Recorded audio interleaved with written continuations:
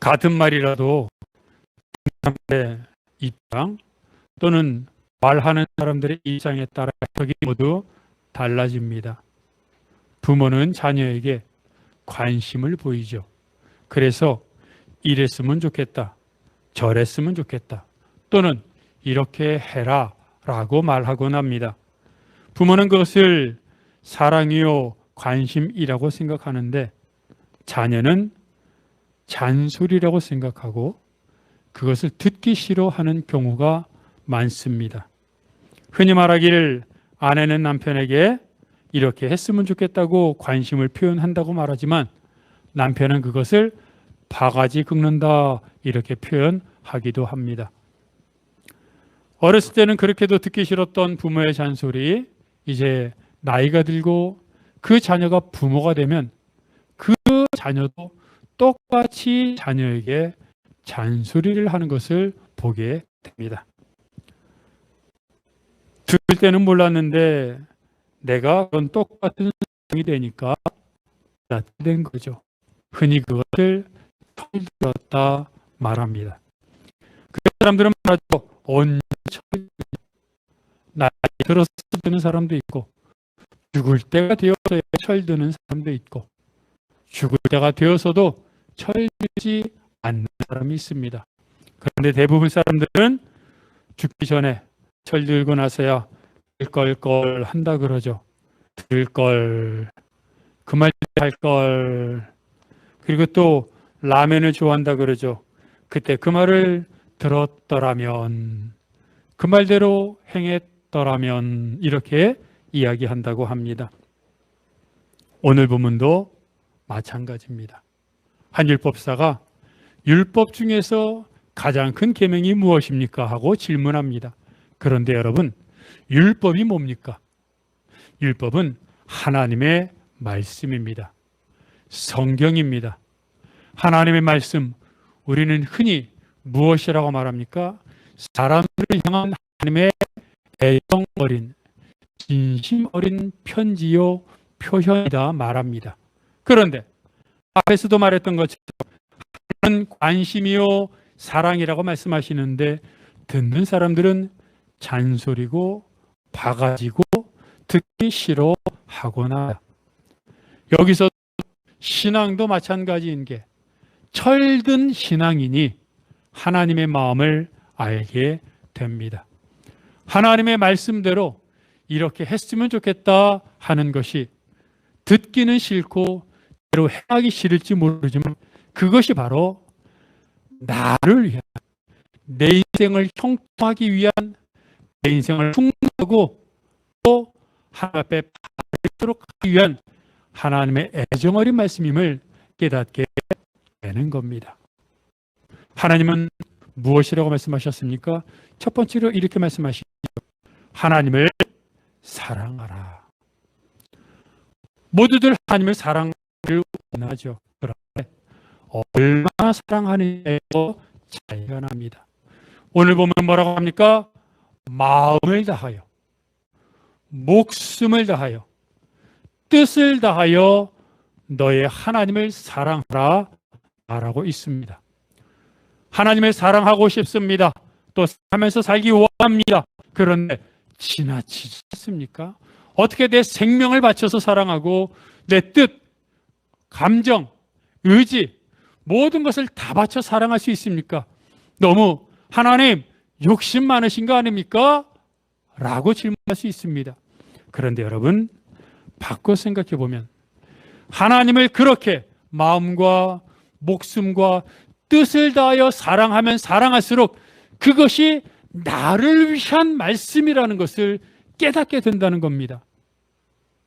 생각해 보십시오. 하나님은 우리들을 창세 전부터 예정하셨습니다. 우리가 태어난 것은 부모가 사랑하여 결혼해서 그때 계획하에 태어난 것이 아니라는 겁니다. 이미 부모가 태어나기도 전에, 부모의 태어나기도 전에, 하나님이 천지를 창조하시기 전에 이미 우리들을 예정하셨다고 말씀하고 있습니다. 이 얼마나 귀한 하나님의 은혜이고, 그렇게 예정된 나의 모습은 내 지식과 내 외모와 내 몸매와 내 삶의 형편과 상관없이 얼마나 존귀한 자입니까? 그런데 하나님은 또 무엇이라 말씀하십니까? 그렇게 예정하셔서 실제로 이렇게 이런 모습으로 우리를 부르셨습니다. 그리고 영화롭게 하셨습니다.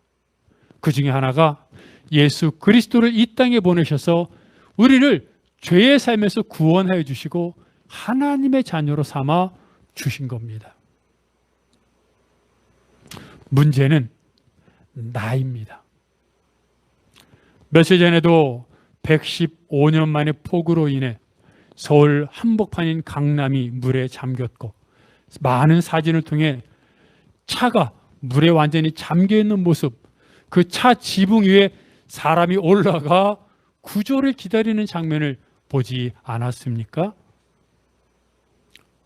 그때 태양은 어디 있었습니까? 태양이 그 빛을 잃고 잠시 멈추어 있었습니까? 아닙니다. 태양은 여전히 강렬한 햇볕을 을에게 비추고 있었으나 우리 지구에 고기압, 저기압, 이런 기압의 영향, 구름의 영향, 많은 기후 변화의 영향으로 물폭탄이 쏟아진 겁니다. 태양은 여전했으나 구름으로 인해, 기압 변화로 인해, 지구 내의 상황으로 인해 폭우가, 또 다른 곳에서는 폭염이 기승을 부렸던 것입니다. 아무리 태양이 내리쬐도 사람이 집 안에 들어가 문을 걸어 잠그고 지하실로 들어가면 환한 태양이 않습니다. 아무리 태양이 비쳐도 동굴 속으로 쑥 들어가 그 안에 틀어박혀 있으면 태양빛이 들어오지 않습니다. 아무리 폭우가 쏟아져서 폭우에다가 장독 항아리를 갖다 두어도 항아리 밑에 뚫어져 있으면 그 절대 가득 수가 없습니다. 하나님은 창조 전부터 장세 전부터 우리를 예정하시고 부르시고 하나님의 은혜로 구원하여 주셨어도 내가 나의 장막 안에 인의 장막, 내 마음의 장막을 펴고 내 안에 들어버리고 마음의 동굴 속으로 들어가 버리면 하나님의 은혜를 내가 거부해 버리는 것입니다. 그래서 하나님을 사랑하라는 것은 내가 스스로 가두어뒀던 나의 인의 장막, 마음의 장막, 마음의 벽을 깨치고 내가 들어갔던 동굴에서 나와서 하나님을 향하여 가슴을 펴고 하나님을 향하여 얼굴을 들라고 하는 하나님의 호소요, 애원이요, 명령인 것입니다. 그래서 마음을 다하고 목숨을 다하고 뜻을 다할 때, 다시 말하면 하나님 앞에 나를 온전히 최선을 다하여 드러낼 때 나는 하나님으로부터 오는 모든 것을 다 누릴 수 있게 됩니다. 사도들이 복음을 전하다가 유대 지도자들에게 잡혔습니다. 그래서 핍박당했습니다. 협박당하고 위협당했습니다. 그리고 쫓겨나면서 성경을 보니까 그들이 기뻐했다고 말합니다. 핍박당하고 협박당하는데도 기뻐할 수 있는 마음. 바울이 빌립보에서 복음을 전하다가 억울하게 채찍질 당하고 고문당하고 지하 감옥에 내동댕이 쳤을 때 바울은 큰 소리로 하나님을 찬양했다고 말합니다. 억울하고 채찍질 당하고 고문당하고 내버려졌는데도 하나님을 찬양할 수 있는 마음. 베드로가 다음날 사형당할 걸 알고도 감옥에서 손과 발에 쇠고랑을 차고 나서 그렁거리며 여유있게 잠을 잘 수 있었던 그 여유로움. 핍박당하고 억울하고 채찍질 당하는 순간에서도 하나님을 찬양하고 평안할 수 있고, 내일 사형당하는 순간에도 여유로울 수 있는 마음, 이것은 하나님을 사랑한 사람들이 갖는 특징입니다.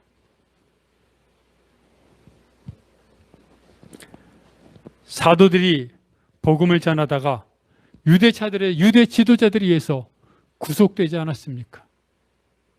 베드로가 복음을 전하다가 감옥에 갇히지 않았습니까? 바울 또한 복음을 전하다가 감옥에 갇혔습니다. 핍박을 당한다는 것을 말하는 것이 아니라, 여러분, 우리가 살아가는 모든 삶에는 고난과 어려움이 있습니다.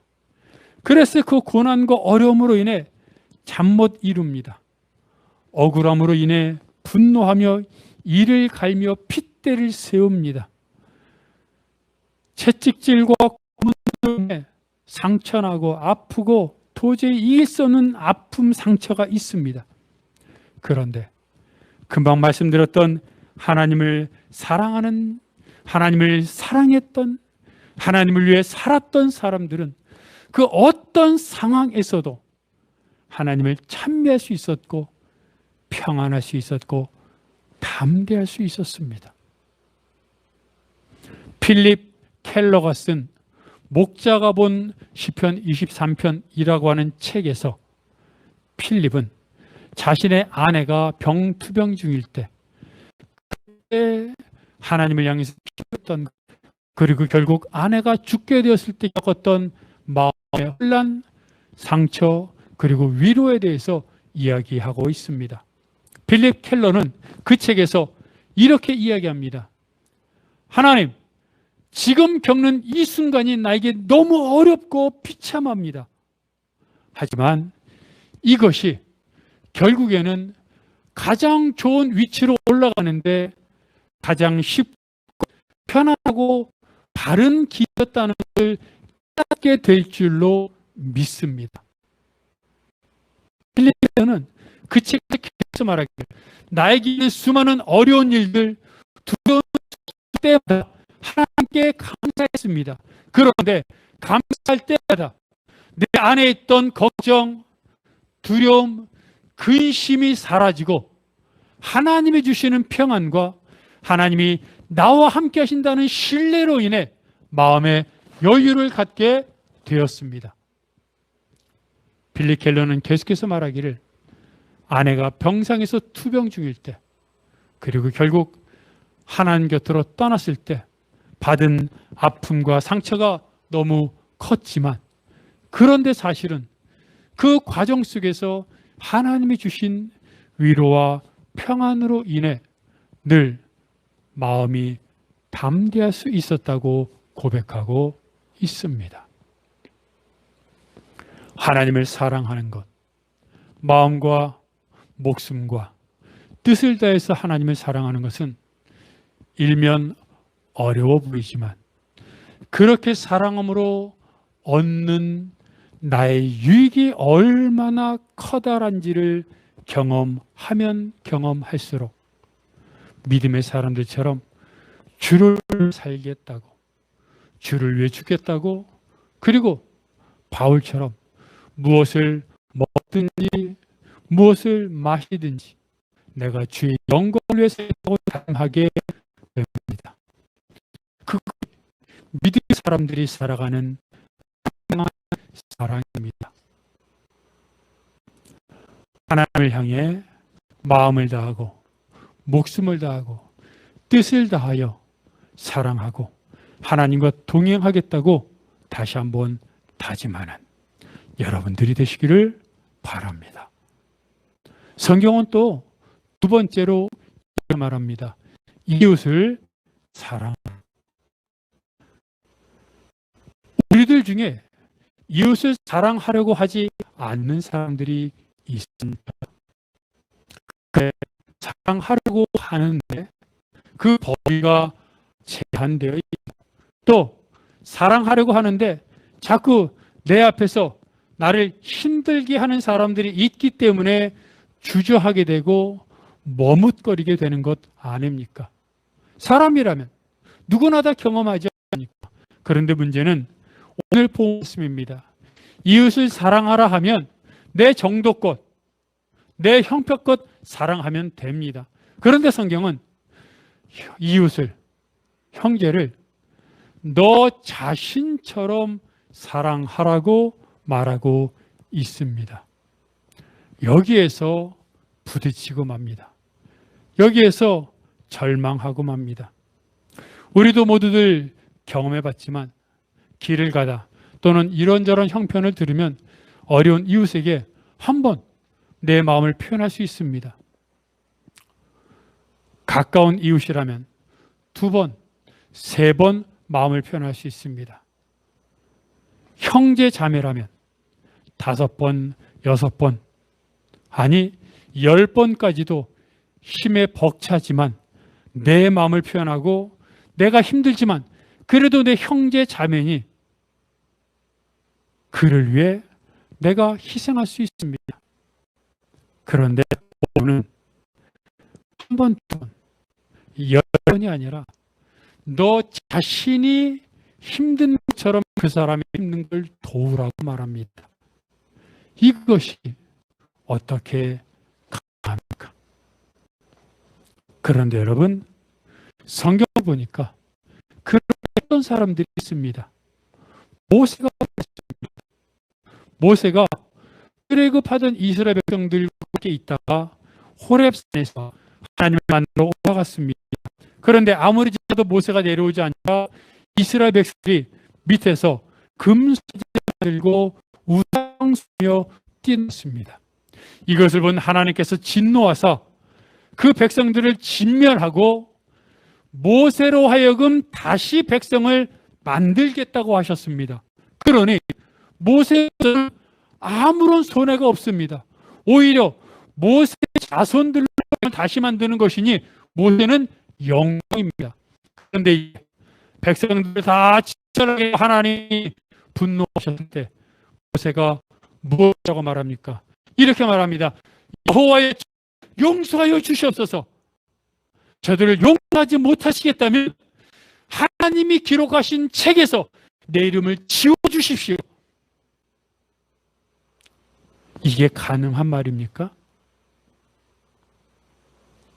지금 우상 숭배를 해서 벌 받아야 하는 그 백성들을 위해 자기 생명을 내놓겠다는 겁니다. 영원한 생명을 내놓겠다고 하는 겁니다. 그게 있습니까? 이런 모세의 마음처럼 바울도 그렇게 말합니다. 바울은 이스라엘 백성, 동족인 이스라엘 백성들이 구원받기를 원했습니다. 그래서 이렇게 말합니다. 이스라엘 백성들이 구원받을 수만 있다면 내가 저주를 받아서 예수 그리스도로부터 끊어진다 해도 나는 달게 받겠습니다.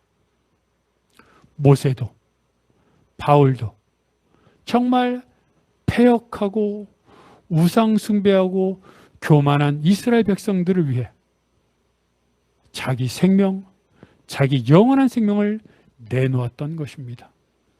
어떻게 그럴 수 있습니까? 초대교회 성도들은 물건을 통용하고 자기 재산을 팔아 가난한 사람들에게 주었습니다. 어떻게 그럴 수 있습니까?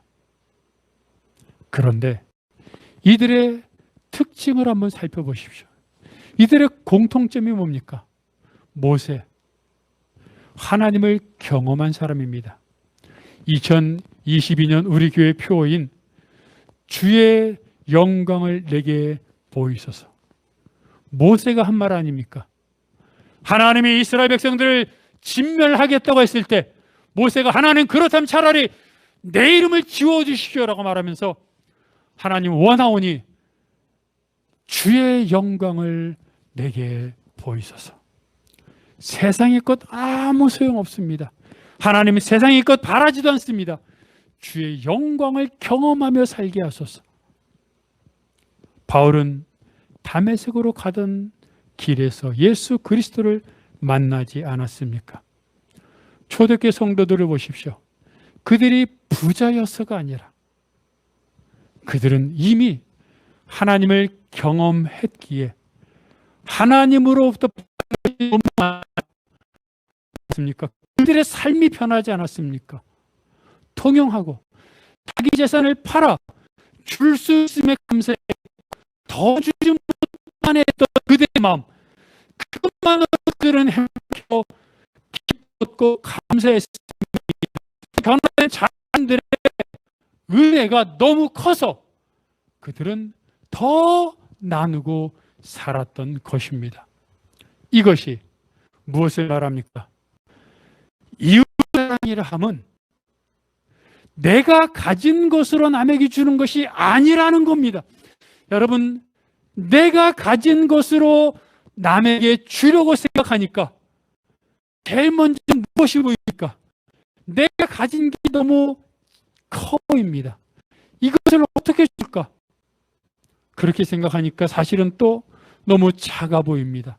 더 많은 사람도 있는데 나눠줄 사람들을 보니 무수히 많습니다. 처음에는 여러분 어떻습니까? 다른 사람들에게 무엇인가 밥을 퍼줄 때, 뭔가를 줄 때 처음에는 마음껏 퍼주죠. 근데 퍼주다 보니 내 것이 점점 작아집니다. 퍼주는데도 사람들은 여전히 많습니다. 그러면 어떻게 됩니까? 마음껏 퍼주던 게 조금씩 덜 푸게 되고 덜 주게 됩니다. 왜요? 내가 가진 걸 적기 때문입니다. 나눠줘야 될 사람들은 많기 때문입니다. 그 특징이 무엇입니까? 내 것을 가지고 나눠준다고 생각하기 때문입니다. 그런데 이웃사랑, 너 자신처럼 이웃을 사랑하라고 말씀하신 것은 너가 가진 것으로 나눠주라는 말씀이 아닙니다. 제일 먼저 하나님 사랑을 경험하여 하나님이 나에게 주신 모든 것을 다 받아 누릴 때 깨닫는 사실이 뭐냐면 나는 통하는 겁니다. 내가 가진 것이 아무리 없어도 나에게 공급해 주시는 하나님은 무한하신 분이기 때문에 다른 사람에게 나눠줄 때 두려워할 필요가 없습니다. 내가 지금 갖고 있는 것을 마음껏 퍼줘도 걱정되지 않는 것은 그것이 사라지기 전에 더 많은 것을 하나님이 채워주실 때문입니다. 신뢰 때문입니다. 믿기 때문입니다. 경험했기 때문입니다. 그것을 아는 사람, 그것을 경험한 사람만이 이웃을 처럼 사랑할 수 있는 겁니다. 즉 예수님이 말씀을 통해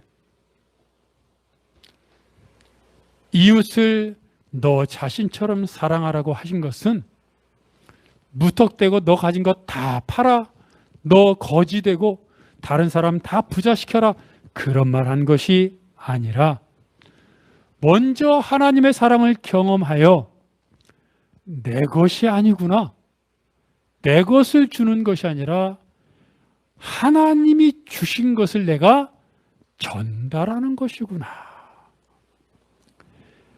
그래서 예수님이 제자들에게 전도시키면서 무엇이라고 말씀하셨습니까? 거저 받았으니 거저 주라. 내가 공부했습니다. 내가 밤잠을 자지 않고 새벽에 불을 켜고 공부했고 일을 했고 그래서 합격했고 그래서 돈을 벌었고 그래서 많은 것을 이루었습니다. 그러니 내 것입니다. 그런데 이것을 어떻게 나눠줍니까?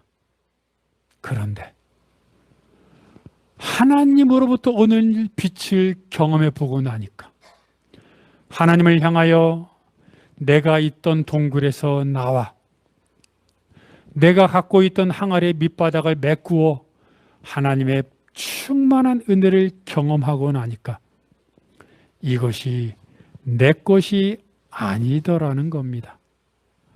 하나님이 주신 것이요, 하나님이 채워 주실 것이요, 나에게 주실 은혜가 무진하게 있다는 것을 깨닫게 되는 겁니다.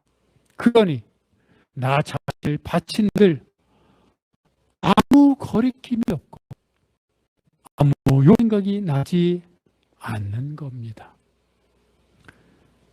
예루살렘에 흉년이 들어 예루살렘 성도들이 많이 힘들어했습니다. 이것을 알았던 바울은 마게도냐 성도들에게 이해하지 않았습니다. 그것은 마게도냐 성도들이 워낙 힘들게 어렵게 가난하게 살고 있었기 때문입니다. 그런데 마게도냐 성도들이 예루살렘에 흉년이 들어 예루살렘 성도들이 먹을 것이 없어 굶주린다는 이야기를 들었습니다. 그래서 그들이 바울을 찾아가 말합니다. 사도님, 우리도 그들을 위해 헌금하게 해주세요. 그들을 위해 헌금하고 싶습니다. 바울이 말합니다. 여러분도 먹고 살기 힘든데, 여러분도 지금 입에 풀칠하고 있는데 어떻게 예루살렘 사람들을 위해 헌금하시겠습니까? 마게도냐 성도들이 그것은 상관하지 마시고 우리가 구제를 위해 그들을 위해 헌금하게 해주십시오 라고 말하면서 많은 헌금을 했습니다. 그래서 바울은 이것을 이렇게 표현합니다. 고린도후서 8장 4절 우리말 성경을 보면 이 말은 이렇게 말합니다. 함께 할까요? 시작.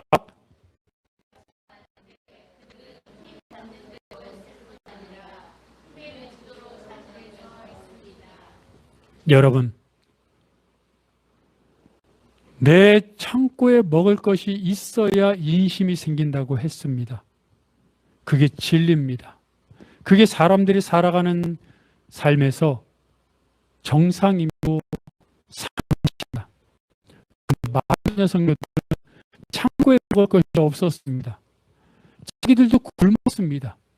그런데 흉년을 당한 예루살렘 성도들을 위해 하루에 두 끼 먹던 사람들은 하루에 한 끼를 먹고 나머지를 헌금을 했습니다. 그래서 바울은 뭐라고 말합니까? 힘 닿는 대로, 아니 힘에 부치도록. 여러분, 누구에게 힘이 닿는 대로, 누구에게 힘이 닿는 대로 합니까? 자녀에게 합니다. 하나님을 경험하는 사람들은 다른 사람들을 다 자녀처럼 생각하게 된다는 겁니다. 어떤 교회 다니는 청년 자매가 겪은 일을 썼습니다. 주일 아침에 주일학교 교사였던 청년 자매가 준비하고 9시 전까지 가려고 불이 나게 교회로 갔습니다. 교회 문을 열고 들어서는데 익숙한 한 사람이 나타났습니다. 낯익은 사람입니다. 그는 등에는 가방을 메고 모자는 푹 눌러쓰고 한 손은 잠바 주머니에 푹 집어넣고 나머지 한 손으로 그 자매에게 손을 쑥 벌렸습니다. 도움을 요청하는 사람이었습니다. 그런데 그 자매는 그 아저씨를 못 본 척하고 그냥 교회로 들어갔습니다. 그런데 자매가 이렇게 된 때에는 사실 다 이유가 있었습니다. 그 아저씨를 본 것은 몇 달 전이었습니다. 아저씨가 청년 예배를 준비하고 있던 자매가 청년 예배를 준비하고 있는데 그 허술한 차림을 한 아저씨가 나타나더니 자매에게 이렇게 말합니다. 아가씨, 돈 좀 줘. 당황한 아가씨는 갑자기 주머니를 뒤지다가 1,000원짜리 몇 장 있는 것을 보고 1,000원짜리를 드렸습니다. 1,000원짜리 몇 장을 드렸습니다. 그러면서 얘기했습니다. 아저씨, 여기 있어요. 아저씨 예수 믿으세요? 그러자 그 아저씨는 고개를 끄덕끄덕거리더니 돈을 받습니다. 그리고 돈을 딱 받더니 안색이 변하면서 이렇게 말합니다. 아니, 돈을 주려면 제대로 줘야지. 이게 뭐야? 적어도 10,000원짜리는 줘야지. 아가씨가 너무나 당황했습니다. 그래서 우물쭈물하고 얼버무리면서 아이고 아저씨 가지고 있는 돈 이거밖에 없어서요. 죄송합니다. 라고 그냥 뒷걸음질 쳤습니다. 그런데 그 아저씨는 그 이후로도 교회에 자주 나타나셔서 사람들에게 당당하게 돈을 요구하기 시작했습니다. 미안해하고 겸손해하고 고개 숙이면서 고마워하는 것이 아니라 당당하게 돈을 요구하고 적게 받으면 오히려 화를 내고 짜증을 내기까지 했습니다. 그런 모습을 보면서 자매가 아니 저 아저씨는 돈을 받아가는 처지에 어떻게 저럴 수가 있지? 저런 사람에게 돈을 주는 게 하나님의 뜻일까? 저런 사람은 좀 망신을 톡톡히 당해야 돼. 깨닫는 게 있어야 돼. 근데 또 기도할 때마다 생각이 납니다. 그래도 돈을 줘야 되지 않나? 예수님이 원수를 사랑하라고 하셨는데 저 아저씨는 원수도 아니잖아. 아니야. 저 아저씨는 그래도 충분히 일할 수 있는 아이인데 일도 하지 않고 더군다나 당당하게 돈을 요구하는 모습이 저 아저씨는 뭔가 자꾸 이렇게 갔다 갈팡질팡하면서 기도하는데 자꾸 신경 쓰이고 자꾸 머리에 떠오릅니다. 그래서 어느 날 무릎 꿇었습니다. 주님, 하나님 뜻대로 하고 싶은데 하나님의 뜻을, 하나님의 마음을 나에게 보여주세요. 제가 하나님의 뜻대로 하겠습니다. 근데 하나님도 급하셨던지 갑자기 급하게 하나님의 뜻을 보여주셨습니다. 그것은 구두수성공이 만난 하나님이라는 책을 통해서 했습니다. 그 책은 짧은 글이 아주 작은 존재 나와 있는 사람이 바로 예수님이라고 합니다.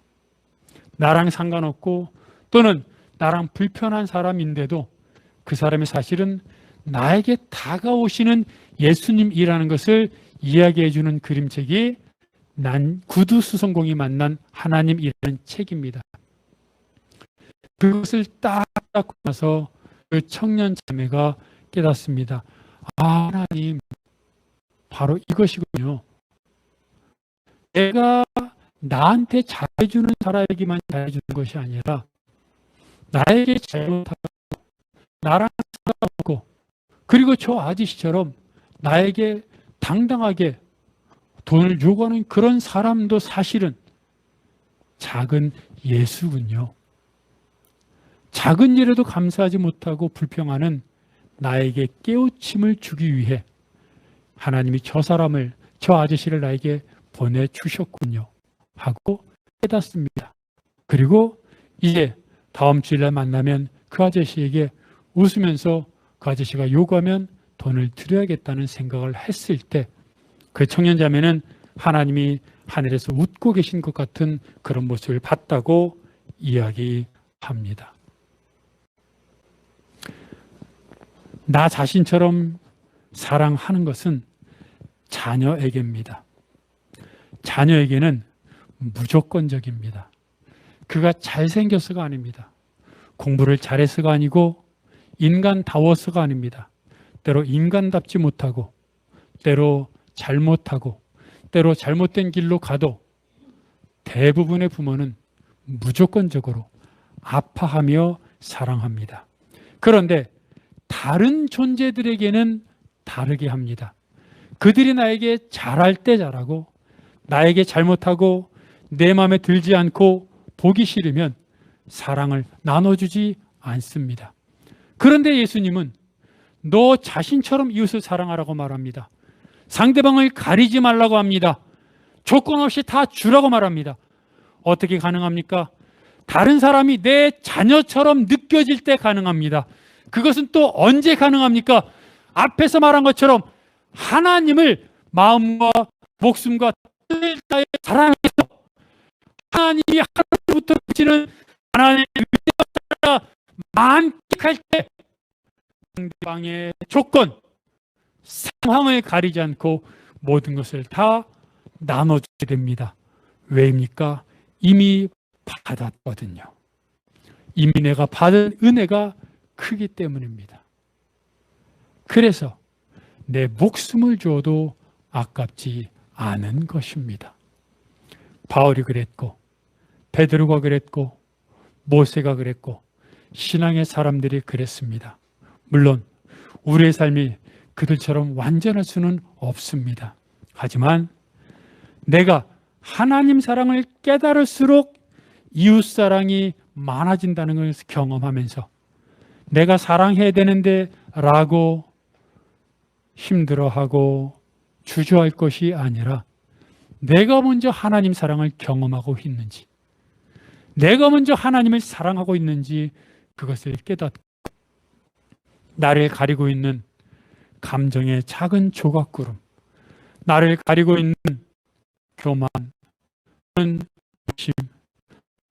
내 가운데 있는 쓴뿌리 같은 작은 마음의 장벽을 걷어내고 하나님 앞에 나아가 하나님을 온전히 경험할 때 내가 모든 것을 누리고 그때 이웃도 사랑할 수 있음을 깨달아 하나님을 마음과 목숨과 뜻을 다하여 오늘도 내일도 살아가는 여러분이 되시기를 바랍니다.